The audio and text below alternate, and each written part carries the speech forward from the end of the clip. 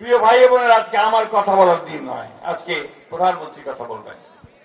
আমি শুধু আপনাদের এইটুকু বলতে চাই যে এখনো যে কথা জাহাঙ্গীর বলল যে আমাদের ভোট দেওয়ার কালই এখনো মিশে যায় নাই, 1 মাসও পুরোপুরি পার হয় নাই। এর মধ্যেই প্রধানমন্ত্রী যে সমস্ত প্রতিশ্রুতি দিয়েছিলেন নির্বাচনের আগে, সেই নির্বাচনের ওয়াদাগুলো তিনি পূরণ করে চলেছেন।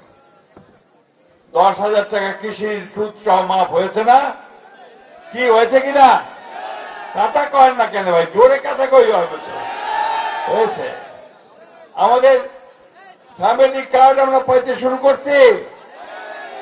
করছি। ইনশাআল্লাহ কৃষক কার্ডও খুব শিগগিরই আমরা পাব। আমাদের ইমাম, মুয়াজ্জিন, খাদেম এবং মন্দিরের পুরোহিত, গির্জার সেবায় তারা 5,000 টাকা করে যে সম্মানী সেটা পাওয়া শুরু করছেন। কি শুরু করছেন? তো এটা কিন্তু ইতিমধ্যে উনি শুরু করে দিয়েছেন। মাননীয় প্রধানমন্ত্রী, আমি কথা বাড়াবো না, একটা কথা বলতে চাই। এই প্রথম দিনাজপুর, গ্রেটার দিনাজপুর ডিস্ট্রিক্টের 11টা আসনে আপনাকে এই দিনাজপুরের মানুষ সম্পূর্ণ আসনগুলো দিয়ে দিয়েছে, পুরো ভোট।